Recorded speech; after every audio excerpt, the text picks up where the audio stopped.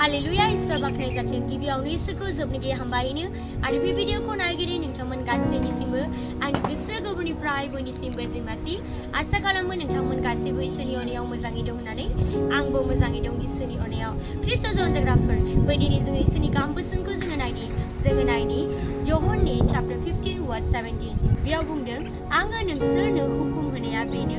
नोंसोरो गावजों गाव अनज्लायदो ख्रिस्ट'जों अनजाग्राफोर बेसेबां मोजां इसोरनि गाहाम बोसोनखौ दिनै जोङो फरायनानै जोङो मिथिबाय मा दिनै नोंथां आरो आङा जोङो दासिमबो जोङो अनज्लायनो जोङो रोङाखै नामा दिनै इसोरनि गाहाम बोसोना दिनै नोंथां आरो आंखौ जे बुंबाय फै दिनै जोङो गावजों गाव जोङो अनज्लायदोनि दिनै जिसुनि जे हुकुम होनाया बेनो ख्रिस्ट'जों अनजाग्राफोर दिनै नोंथां आरो आंखौ बियो जे हुकुम होबाय फै दिनै जोङो अनज्लायनानै जोङो थादिनि दिनै इसोरा नोंथांखौ अनो बियो नोंथांखौ बियो माब्लाबाबो नागारथारनाय नङा आङो बेखौनो बुंनानै फोजोबबाय जिसुनि मुङै आमेन नोंथांमोन गासैखौबो उननि भिडिअ लोगो मोनलायसिगोन आरो नोंथांमोननियाव माबाफोर रिक्वेस्टफोर दङब्ला नोंथांमोना कमेन्ट